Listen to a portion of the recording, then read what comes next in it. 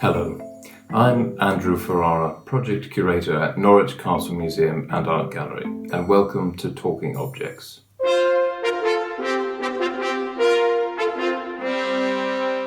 Today I'd like to share with you one of the fantastic objects that's being displayed in our newly refurbished medieval galleries in the castle keep. It's called the Matlaske Reliquary, and it was found at some point before 1852.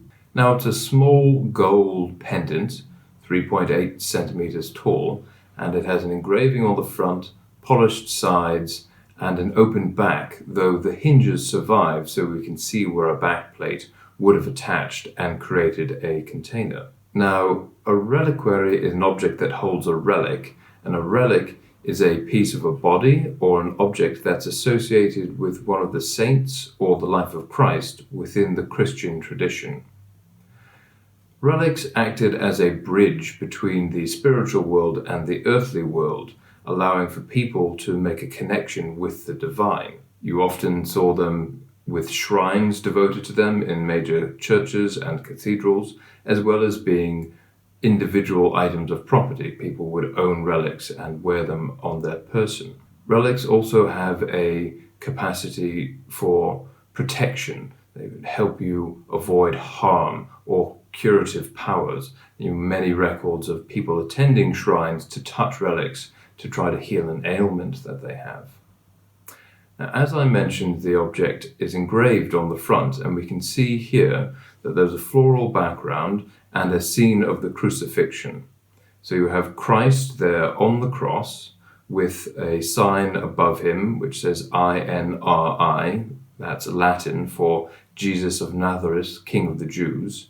And then on our left, you can see John the Baptist there holding the lamb, and on the right, a saint bishop, though we don't know who he is. We can tell that he's a saint because of the halo, and we can tell he's a bishop because he's wearing the mitre, the episcopal hat, and holding a crozier, the staff of office for bishops. He's also carrying a small casket. Now, the shape of the object is also very important.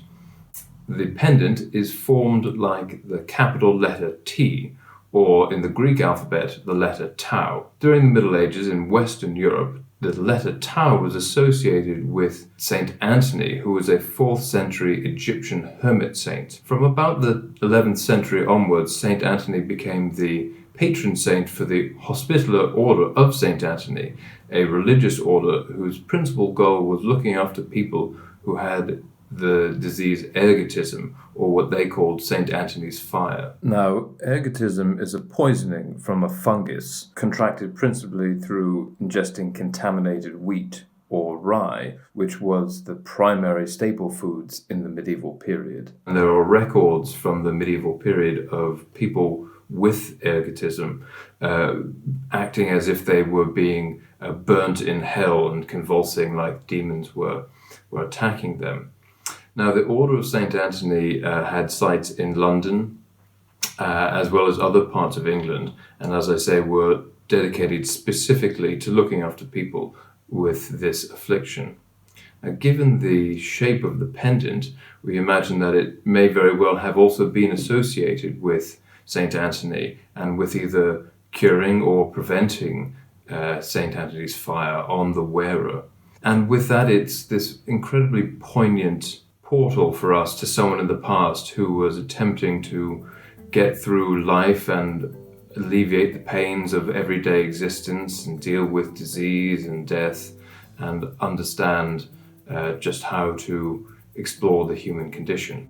Thank you very much for joining me today on Talking Objects, and I hope you will stop by again to view some of our other videos, as well as coming to see the fantastic collections at Norwich Castle Museum and Art Gallery in our new medieval galleries.